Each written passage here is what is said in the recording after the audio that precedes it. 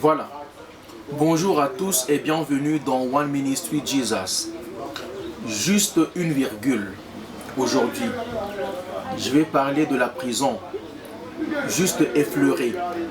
Peut-être que dans les mois qui suivent, on pourra en parler en long et en large. Dans Ésaïe au chapitre 42, versets 21, 22 et 23, l'Éternel a voulu pour le bonheur d'Israël publier une loi grande et magnifique. Et c'est un peuple pillé et dépouillé. On les a tous enchaînés dans des cavernes, plongés dans des cachots. On les a mis au pillage et personne qui les délivre. Dépouillés et personne qui disent restitue. La prison, quid?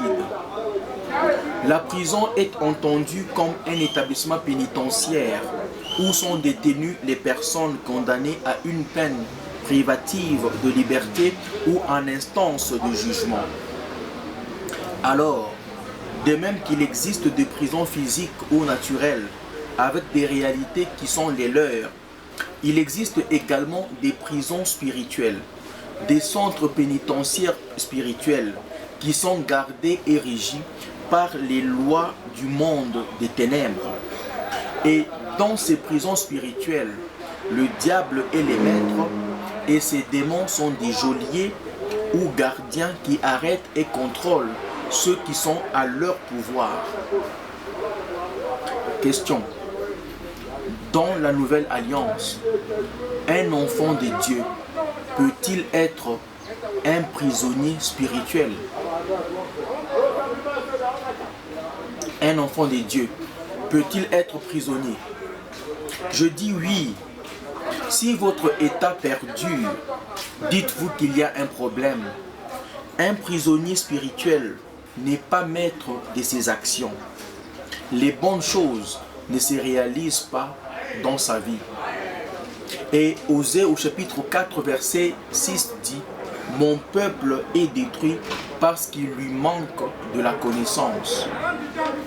La connaissance spirituelle nous permet de comprendre les saisons, nous permet de comprendre les réalités.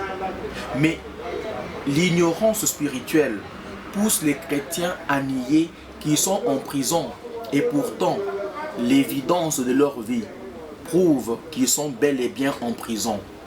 Et dans la Nouvelle Alliance, nous voyons dans Actes au chapitre 12, versets 5 à 12, Pierre, l'apôtre qui est en prison. Pierre donc était gardé dans la prison et l'Église ne cessait d'adresser pour lui des prières à Dieu. Pierre était un apôtre et pas le moindre. C'était le prince des apôtres. Pierre était plongé dans la prison intérieure, attendant son exécution. Et on lui avait ôté la liberté de se mouvoir, la liberté de parler, la liberté de prendre des décisions. Il ne pouvait même pas imposer les mains sur les malades.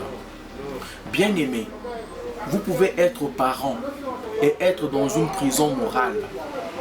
Vous pouvez être parent et être dans une prison de crise d'autorité parentale, incapable de diriger votre foyer. Vous pouvez être mari et être dans une prison de mariage, incapable de diriger son foyer. Les femmes sont en prison, étant mariées, mais dans des prisons. Et des enfants sont aussi dans des prisons, dans leur famille. On leur prive le droit de parler, on leur prive le droit de s'exprimer, on leur prive de tout. Certains sont dans des prisons professionnelles, au travail, ils sont emprisonnés. Et toute prison spirituelle, bien-aimée, est ténébreuse. Un enfant de Dieu est souvent dans une prison spirituelle.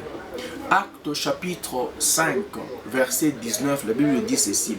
Un ange du Seigneur, ayant ouvert pendant la nuit les portes de la prison, les fit sortir et leur dit: annoncez au peuple toutes les paroles de cette vie. L'enfant de Dieu est souvent dans une prison spirituelle. Les liens l'empêchent de rendre témoignage à son Sauveur. Les liens l'empêchent à rendre témoignage à son Sauveur. Mais la puissance de la croix peut ouvrir les portes de la prison et l'en faire sortir libre afin de rendre témoignage. C'est qui un prisonnier spirituel? Le concept de prisonnier spirituel est utilisé pour décrire une personne qui est liée ou retenue par des forces surnaturelles, par des forces spirituelles, qu'elles soient internes ou externes. Un prisonnier spirituel est une personne qui se sent captivée ou restreinte par des facteurs spirituels, souvent en lien avec des croyances, des habitudes ou des expériences qui l'empêchent de se réaliser pleinement. Ces prisons spirituelles peuvent être dues à des influences extérieures telles que le péché, telles que la tentation, ou intérieures telles que la peur, les complexes à tous les niveaux. On peut être prisonnier de ses propres choix, comme par exemple de céder aux désirs et passions incontrôlés, ou de rechercher les honneurs du monde.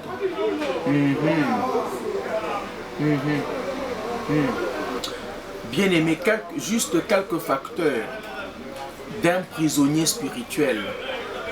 Les échecs répétés, la pauvreté criante, les morts prématurées, les partenaires nocturnes, le célibat prolongé. Quand vous êtes dans ça, vous êtes un prisonnier spirituel, puisque la Bible a donné le contraire de ces choses-là. C'est juste une virgule. Que Dieu nous bénisse et que nous puissions passer un bon moment en compagnie de One Ministry Jesus. Le Saint-Esprit est là. Bye bye.